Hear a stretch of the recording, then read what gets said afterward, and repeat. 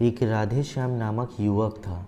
स्वभाव का बड़ा ही शांत एवं सुविचारों वाला व्यक्ति था।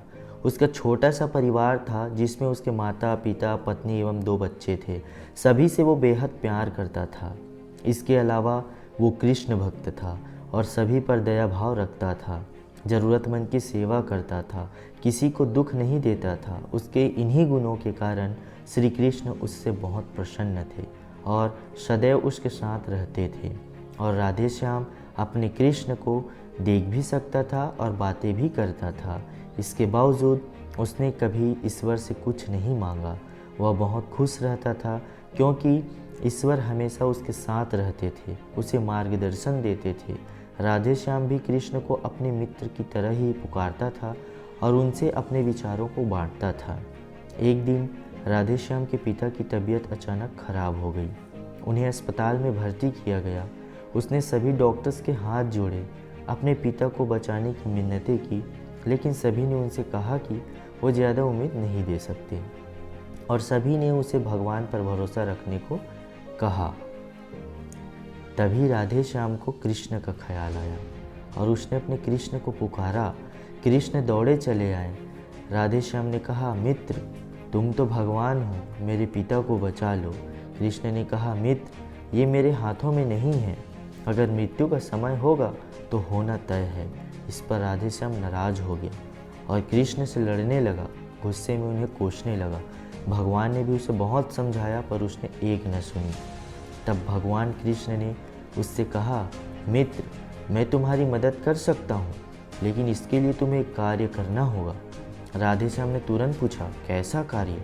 कृष्ण ने कहा, तुम्हें किसी एक घर से मुट्ठी भर ज्वार लानी होगी और ध्यान रखना होगा कि उस घर में कभी किसी की मृत्यु न हुई हो।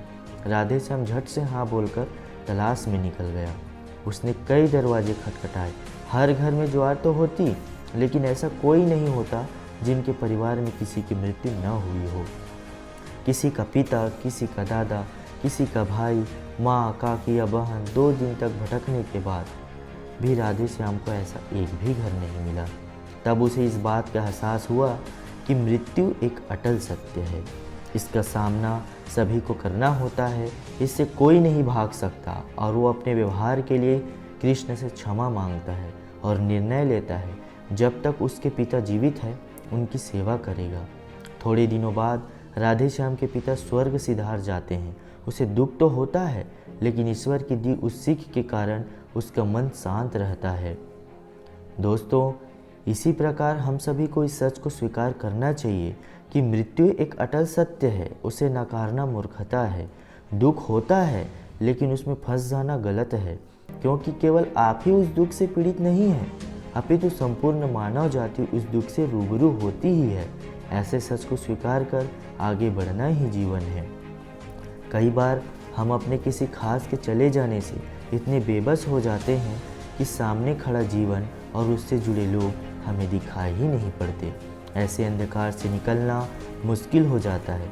जो मनुष्य मृत्यु के सत्य को स्वीकार कर लेता है उसका जीवन भार विहीन हो जाता है और उसे कभी कोई कष्ट तोड़ नहीं सकता। वो जीवन के हर क्षेत्र में आगे बढ़ता जाता है।